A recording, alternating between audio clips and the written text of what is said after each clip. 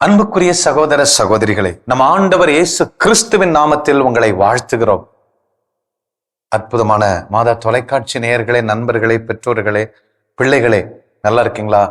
நீங்கள் நன்றாக வாழ வேண்டும், கடவுளை புரிந்து கொண்டு உலகத்தில் அத்தனையிலும் நீங்கள் வெற்றி பெற வேண்டும் என்று சொல்லி நாங்கள் மனதார வாழ்த்துகிறோம். அன்பான சகோதர சகோதரிகளே, கடந்த 3 வாரங்களாய் ஒரு புதிய சிந்தனை நாம் தொடங்கின்றோம். என்ன சிந்தனை அப்படின்னா, உலகத்துல இருக்கக்கூடிய மக்கள் தொகையில மேக்சிமம் 90 to 95% கடவுள் இருக்காங்க. அவங்கவுங்க சமயத்துல கும்பிடுறாங்க. ஆனா அதுல கொஞ்சம் கொஞ்சமா பாத்தீங்கன்னா ரெகுலரா கோயிலுக்கு போறவங்க, கடவுளை நம்புறவங்க, கடவுள் மேல பாசம் வைக்கிறவங்க, கடவுளை பற்றி அறிந்தவர்கள் இல்ல கடவுளை புரிந்தவர்கள் என்று சொல்லி கொஞ்சம் கொஞ்சமா குறைச்சிட்டு வரோம். நம்முடைய கத்தோலிக்க திருச்சபையில பாத்தீங்கன்னா கடவுளை பற்றி அறிவதற்கு பல வாய்ப்புகள் கொடுக்கப்படுகிறது.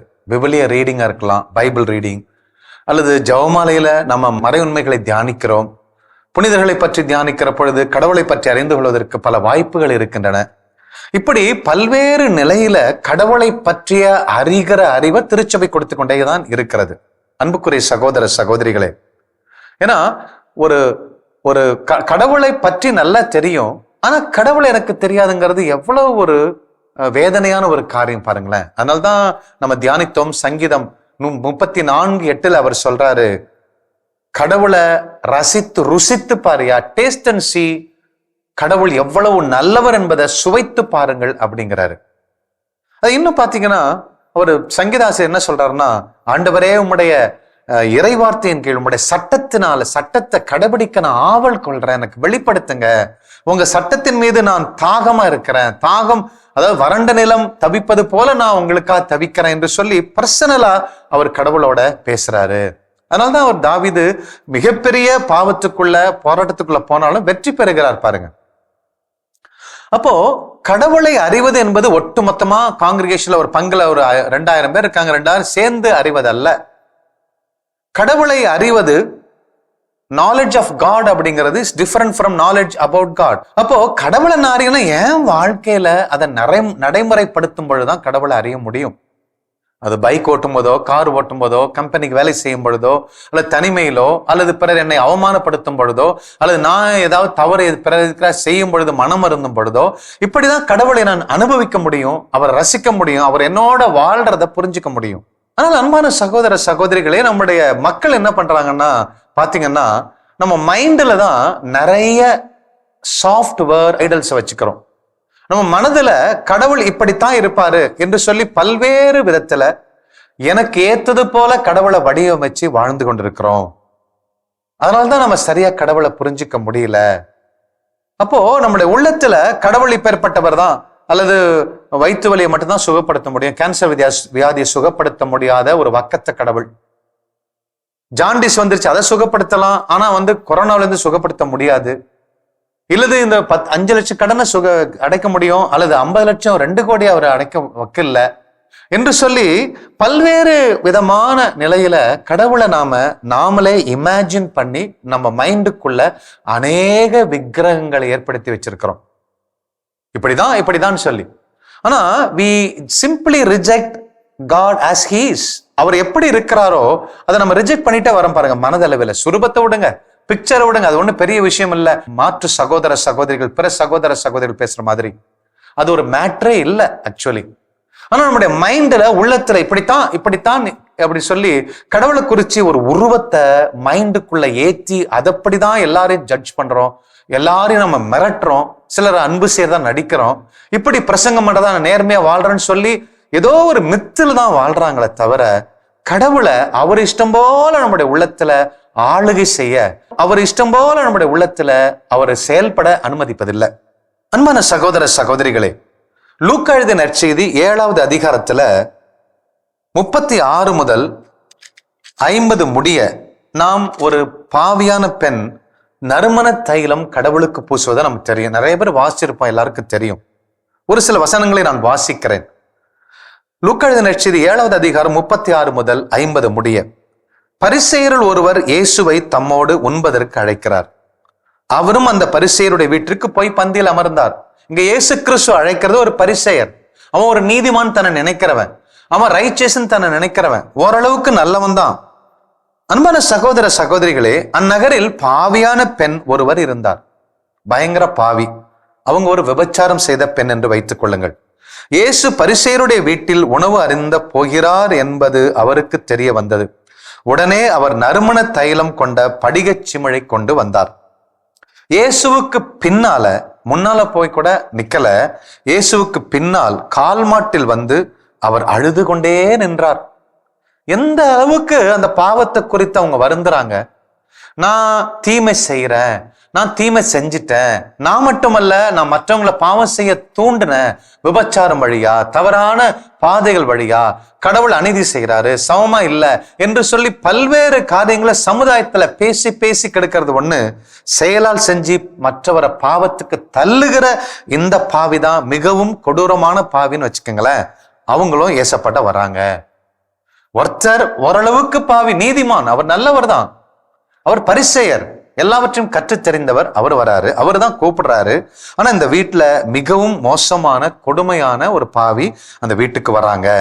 ஏன் இந்த வார்த்தைகளை கொடுமையா மோசம் சொல்றேன்னா, ஆண்டவரே சொல்றாரு, ஒரு கணக்கு, ஒரு மெட்டஃபர் சொல்றாரு. என்ன சொல்றாருன்னா, இயேசுக்கு பின்னால் நனைந்து தம் அழுது கொண்டே நின்றார். அவருடைய காலடிகளை தம் கண்ணீரால் நனைத்து தம் கூந்தலால் துடைத்து தொடர்ந்து முத்தமிட்டு அக்காலடிகளை நறுமண தைலம் பூசினார்.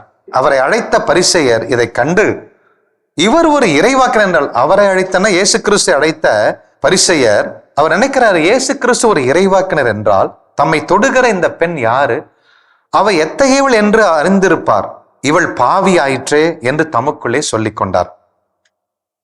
இயேசு அவர் உள்ளத்துல நினைக்கிறத பார்த்துட்டு, சீமோனே, பரிசேயரை பார்த்து, சீமோனே, நான் உமக்கு ஒன்று சொல்ல வேண்டும் என்றார். அதற்கு அவர், போதகரே சொல்லும் என்றார்.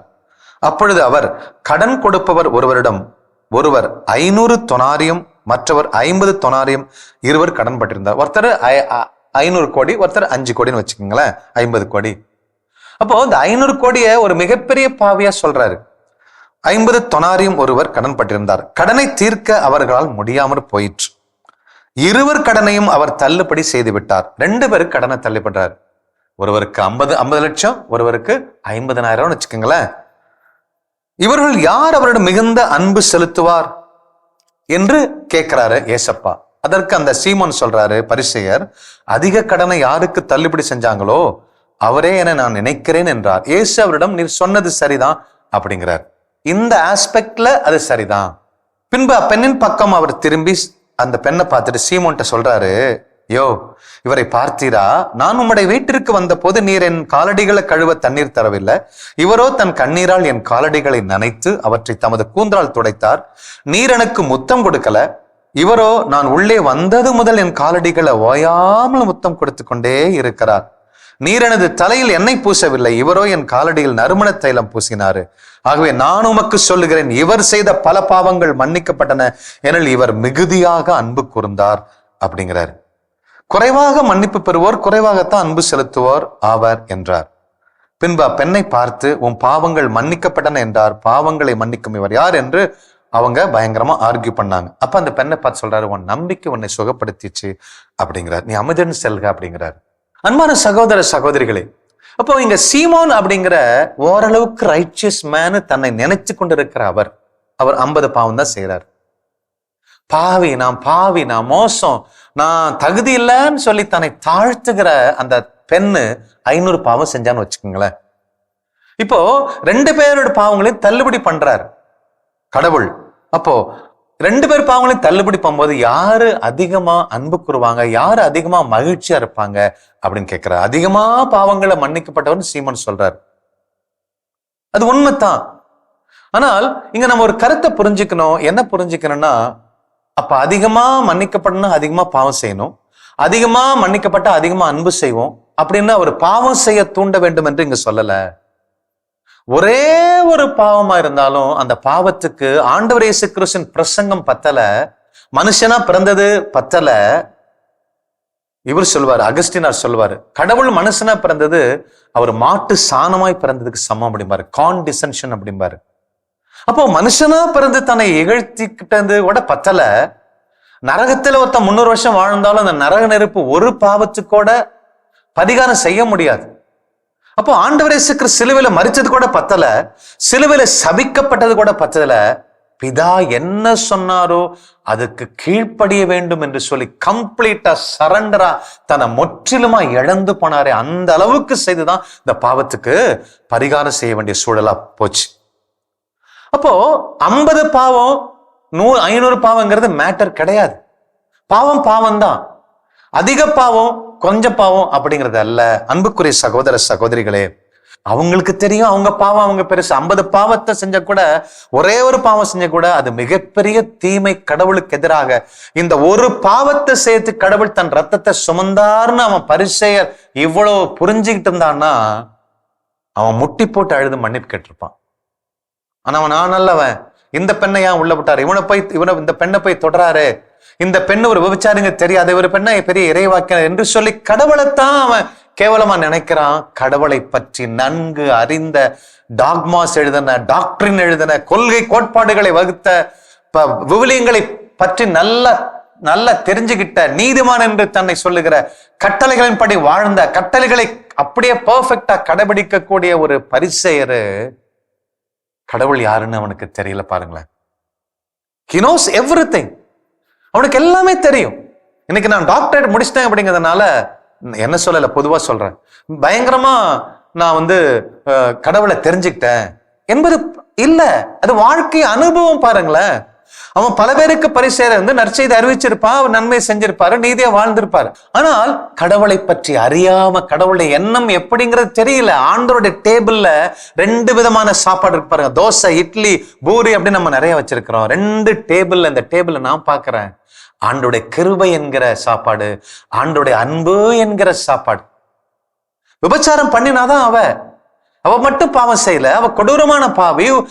அந்த ஊர்லயே விபச்சாரத்தை மோட்டிவேட் பண்ணவ வாலிப பிள்ளைகளை, சிறு பிள்ளைகளை, பெரியவங்களை, வயதானவங்களை எல்லாரையும் கடவுளை அறியாதபடி பாவம் பயங்கரமா செய்த இந்த பெண்ணுக்கு தான் ஆண்டோடைய கிருபை அளவில் தகுதி இல்லாத ஒருவருக்கு ஆண்டவர் காட்டுகிற மாபெரும் தயவாங்க இறங்குது. பாருங்களேன் அன்பான சகோதர சகோதரிகளே, ஆண்டவருடைய டேபிள, ஆண்டவருடைய அன்பை நம்ம ஒரு பயங்கரமா நம்ம சுரிக்கிற முடியாது. பாருங்க, அதனால்தான் சொல்றேன், அனுபவம், personal experience, personal encounter with God is very important.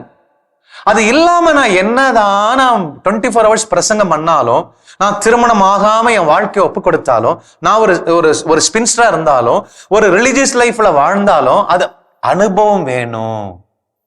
என் கடவுளை அனுபவிக்கணும். பாருங்க, ஆனா இந்த பெண் படிக்கல, பாவம் தான் செஞ்சா. அந்த பாவத்துக்கு அவ என்ன செய்யறான்னா, அந்த பாவத்தை மன்னிக்கிற அந்த கடவுளுக்கு அவ கொடுக்கிற பிரதிபகாரம் பாருங்களேன், அந்த கிருபையும் அந்த அன்பையும் எவ்வளவு அழகா அவ புரிஞ்சிருக்கா. 50 பாவம் 500 பாவம் அப்படிலாம் கிடையாதுங்க. ஒரு பாவம் போதும் நம்ம நரகத்துக்கு போறதுக்கு. அப்போ இந்த 500 பாவம் செஞ்ச எவ்வளவோ லட்சக்கணக்கான பாவங்கள் செஞ்சிருப்பாங்க. அந்த பெண்ணுடைய மனமாற்றத்திற்கு, அந்த பெண்ணுடைய உண்மையான உணர்வுள்ள, இமோஷனலான, சில பேர் சொல்ல எமோஷன் தேவையில்லை, உணர்வு தேவையில்லை, உணர்ச்சி தேவையில்லை, அது மரக்கட்டைங்க. நான் கடவுளுக்கு எதிராக பாவம் செய்யும்போது எனக்கு உணர்ச்சி வரல, அழுகை வரல, கண்ணீர் வரல, மரக்கட்டைன்னு அர்த்தம். அப்போ இந்த பெண் எந்த அளவுக்கு இமோஷனலா, உணர்வோட, உணர்ச்சியோட, அறிவோட, ஞானத்தோட அவ கடவுள்கிட்ட போய் மன்னிப்பு கேட்கிறா பாருங்க. உட்காந்து அழறா, தன் பாவங்களை நினைச்சு வேதனைப்படுறா. இந்த கூந்தல் தானே, அழகான கூந்தல் தானே சிலிப்பிட்டு போகும்போது தப்பு செய்ய வச்சது, வாலிப பிள்ளைகளை மடக்குச்சு, அந்த கூந்தலால துடைக்கிறா. இந்த கண்ணு தானே பார்வை பார்த்துச்சு, பாவத்துக்கு இன்ஃப்ளோ அவுட்ஃப்ளோ இந்த கண்கள் தானே, அந்த கண்ணீரால, அந்த கண்களில் வரக்கூடிய கண்ணீரால அந்த பாதங்களை கழுவுறா. இந்த உதடுகள் தானே எத்தனையோ ஆண்களுக்கு முத்தம் கொடுத்துச்சு, தப்ப யோசிச்சு பேசிச்சு, அப்போ லஸ்ட்ஃபுல் வார்த்தைகளை சொன்னுச்சுல்ல, அந்த உதடுகளால முத்தம் கொடுக்கிறா. ஓயாம முத்தம் கொடுத்துக்கிட்டே இருக்கா பாருங்க. விலை உயர்ந்த அந்த நறுமண தைலத்தால ஆண்டோடைய காலு கையெல்லாம் தடவுறா. அப்போ பாவ மன்னிப்பு, அந்த ஒப்புரவு, கடவுளோட எனக்குள்ள உறவு. நான் சொன்னேன் இல்லைங்களா, இன்னைக்கு கடவுளை அறியாம ஒரு கேலரியில இருந்துகிட்டு வேடிக்கை பார்க்கக்கூடிய கிறிஸ்துவா இருப்பதற்கு main reason ignorance of having good communion with our Lord. அப்ப இவங்க அந்த கம்யூனியனுக்காக, அந்த உறவுக்காக, அந்த இன்டிமெசி ஃபெலோஷிப்புக்காக தான் ஓடி வராங்க.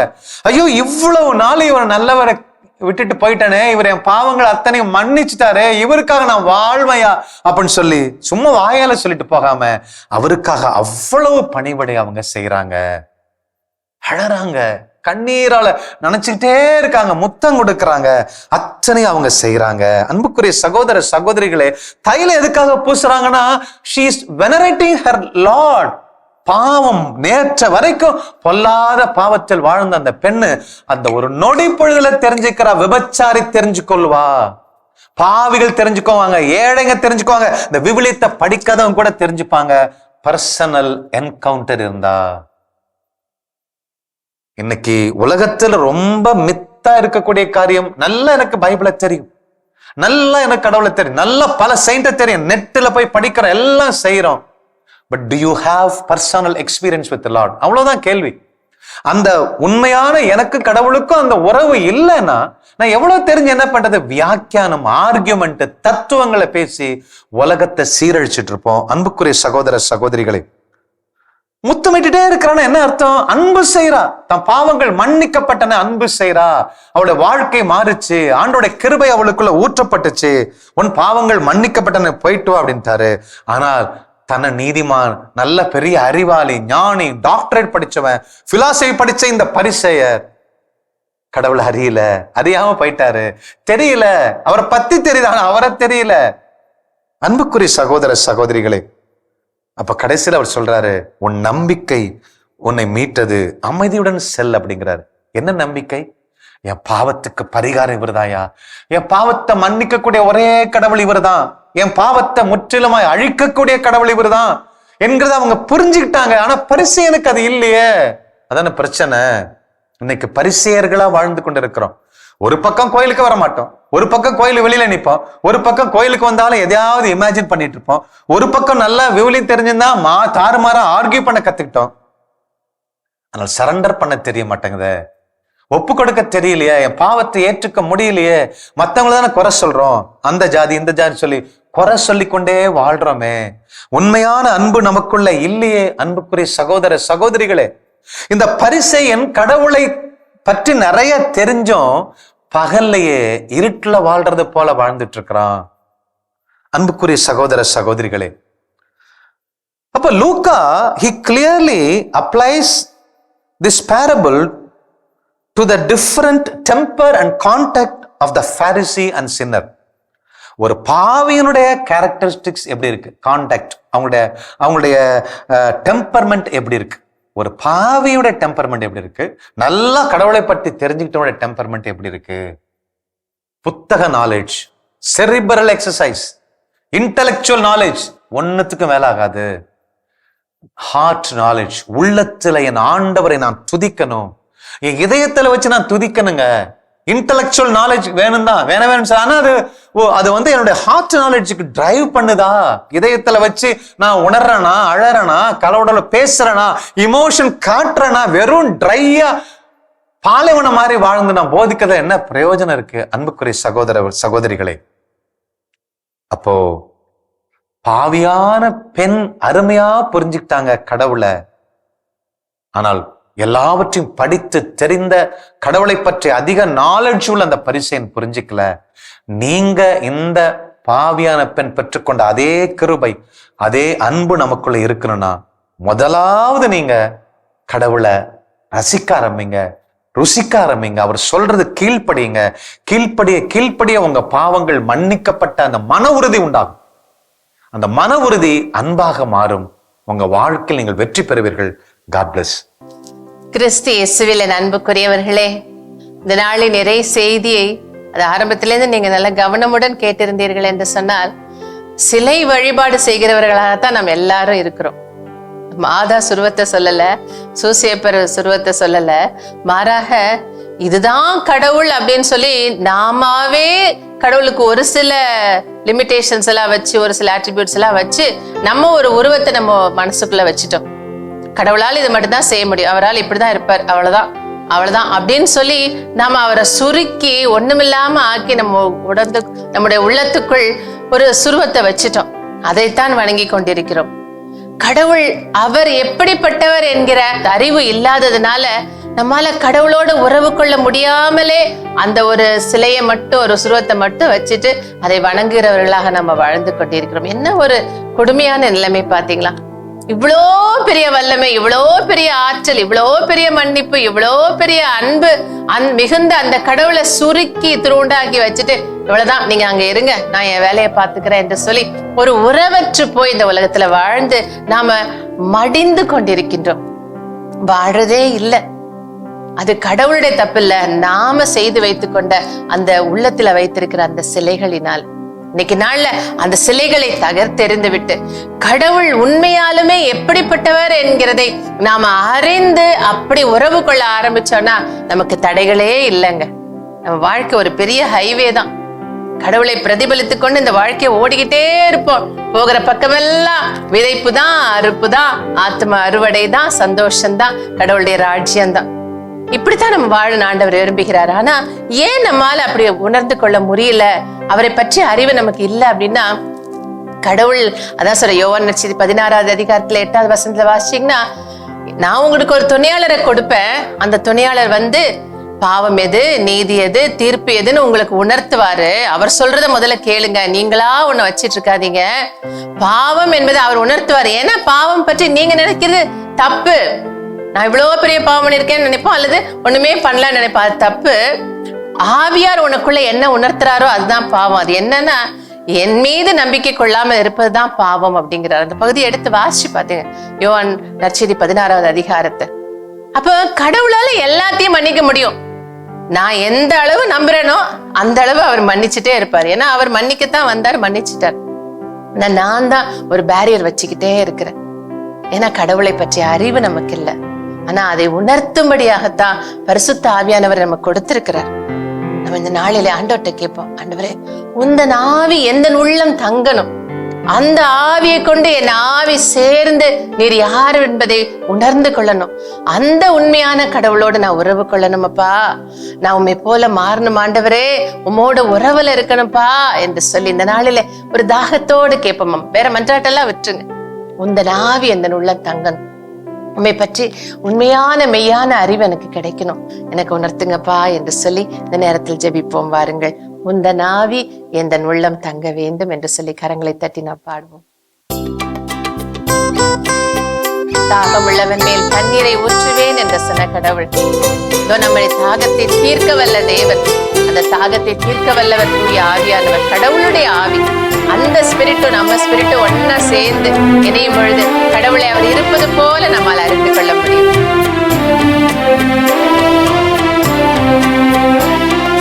உந்தன் ஆவி எந்தன் உள்ளம் தங்க வேண்டும், எந்த நாளும் உந்தன் நாமம் பாட வேண்டும். உந்தன் ஆவி எந்தன் உள்ளம் தங்க வேண்டும், எந்த நாளும் உந்தன் நாமம் பாட வேண்டும். உள்ளமெல்லாம் அன்பினாலே பொங்க வேண்டும், உள்ளமெல்லாம் அன்பினாலே பொங்க வேண்டும்.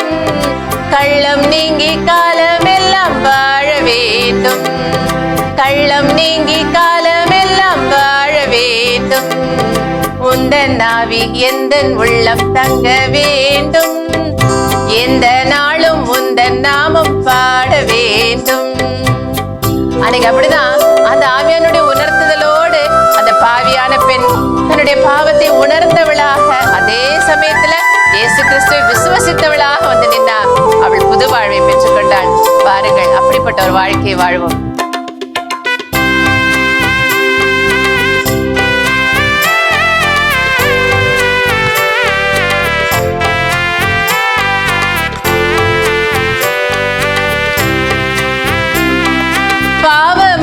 சுவாபம் எல்லாம் நீங்க வேண்டும், பாவமான சுவாபம் எல்லாம் நீங்க வேண்டும்.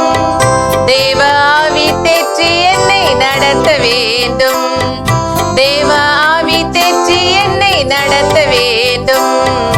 உந்தன் ஆவி எந்தன் உள்ளம் தங்க வேண்டும், எந்த நாளும் உந்தன் நாமம் பாட வேண்டும். நம்ம நீதிமான்களை நினைச்சுக்க வேண்டாம். எனக்கு தேவையில்லைன்னு நினைக்க வேண்டாம். கடவுள் அவர் அப்படியே இருக்கட்டும், நான் இங்கேயே இருக்கிறேன்னு உறவற்று வாழ வேண்டாம். மாறாக ஏதேன் தோட்ட உறவு இன்றும் தொடர வேண்டும். கடவுளும் நாமும் இணைந்து நடக்க வேண்டும். அப்படிப்பட்ட ஒரு வாழ்க்கையை வைத்திருக்கிறார். உணர்ந்து பாடுவோம்.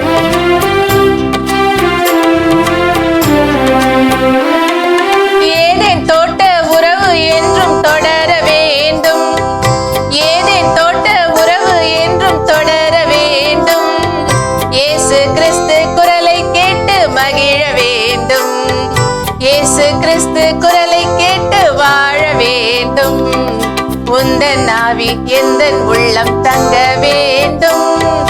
எந்த நாளும் உந்தன் நாமம் நான் பாட வேண்டும். ஆண்டவரே, அப்படியாக எனக்குள்ளாய் இணைப்புள்ள ஒவ்வொருவருக்குள்ளாய் ஆண்டவரே உம்முடைய தூய ஆவியானவரை அனுப்பி ஒரு புது படைப்பின் அனுபவத்தை கொடுங்கப்பா. நீர் இருப்பது போல உம்மை கண்டு கொள்ளுகிற அந்த கண்களை எங்களுக்கு தாங்கப்பா. உம்முடைய சுபாவங்களை அப்பா, உம்முடைய பண்புகளை, உம்முடைய பராக்கிரமத்தை நீர் இருப்பது போலவே புரிந்து கொள்கிற ஆவி எங்களுக்கு தாங்கப்பா. அப்பா, நீர் இருப்பது போல அதை கண்டு கொண்டு உம்மோடு கூட உறவுக்குள்ள எங்களுக்கு திராணி உண்டு. நீர் கொடுத்த தேவ ஆவியினாலே, எங்களுக்குள்ள இருக்கிற ஆவியினாலே உம்மோடு கூட நாங்கள் உறவாட முடியும் என்கிற அந்த நிச்சயத்தோடு இதோ நாங்கள் வருகிறோம் சுவாமி. உம்மோடு கரம் பற்றி நடக்க விரும்புகிறோம். புதியதொரு வாழ்க்கையை வாழ விரும்புகிறோம். உம்மோடு கூட இணைந்த நிலையிலே எங்களுக்கு எதிரான ஆயுதங்கள் யாவும் வாய்க்காதே போகும் என்பதை அறிந்தவர்களாக இதோ வீர நடை போட்டு உம்மோடு கூட வாழ வருகிறோம் சுவாமி. இணைப்புள்ள ஒவ்வொருவரையும் அப்படியாக நீர் ஆசீர்வதிப்பீராக.